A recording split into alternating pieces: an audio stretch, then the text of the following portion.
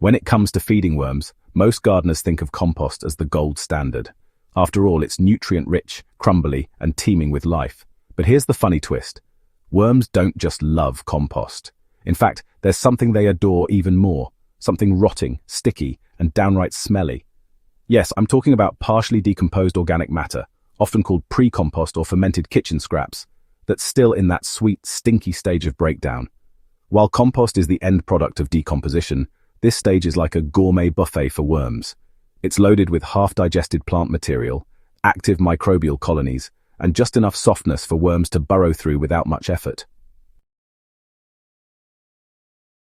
Why do worms go crazy for this mess? It all comes down to biology. Worms don't have teeth, they rely on microorganisms to soften and pre-digest their food. When you give them fresh scraps, they have to wait for bacteria and fungi to start breaking it down.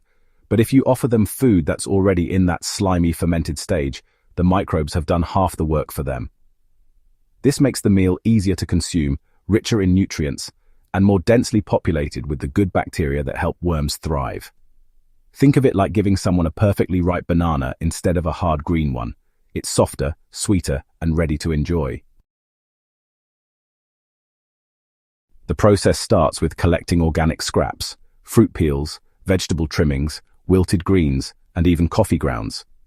Instead of tossing them directly into your worm bin, you can place them in a sealed container for a few days to a week. The scraps will begin to ferment, breaking down into that gooey, sticky texture worms crave. Yes, it will smell, sometimes quite strongly, but that's the aroma of beneficial microbial activity at work. If you've ever tried bokashi composting, you've already seen a similar process. The end result isn't finished compost, but a rich, smelly, semi-liquid mess that your worms will absolutely demolish. One of the biggest advantages of feeding worms this pre-compost is how quickly it disappears. Gardeners often complain that it takes weeks for certain kitchen scraps, like cabbage leaves or corn husks, to break down in a worm bin. But when you pre-ferment these materials, worms can process them in a fraction of the time. This means you'll produce worm castings faster, giving you a steady supply of nutrient-rich fertilizer for your garden. And because the food breaks down so quickly, you're less likely to attract pests like fruit flies, which thrive on fresh scraps that linger in the bin. The worm castings you get from this method are also richer and, well, more biologically active. During fermentation, microbes multiply rapidly, creating a living feast for worms. As worms consume the pre-digested material, they pass it through their gut, enriching it further with beneficial enzymes and microorganisms. The result is a casting that's teeming with life, a true soil superfood. This living fertilizer not only feeds plants directly, but also boosts soil health, improving structure, water retention, and microbial diversity. Of course, there are a few tips to keep in mind if you want to try this method. First, don't overload your worm bin with too much pre-compost at once. Because it's already breaking down, it can heat up or produce strong odors if added in excess. So, start with small amounts and see how quickly your worms consume it before increasing the quantity.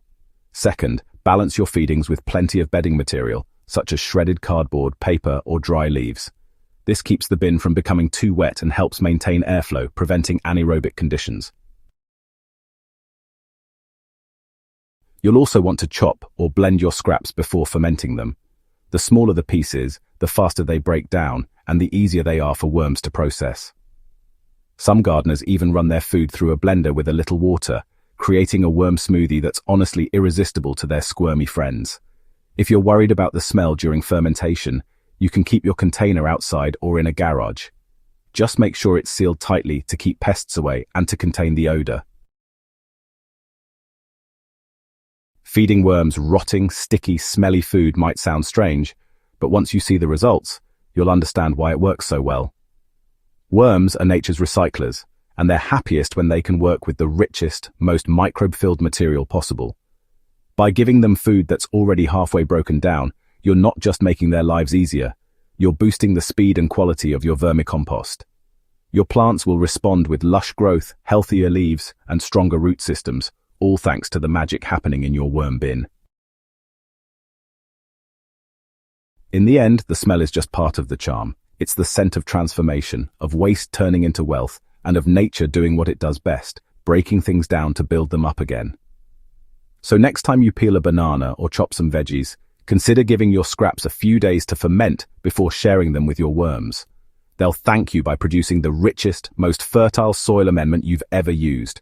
And when your garden starts thriving like never before, you might just find yourself falling in love with that sticky, smelly, wonderful process.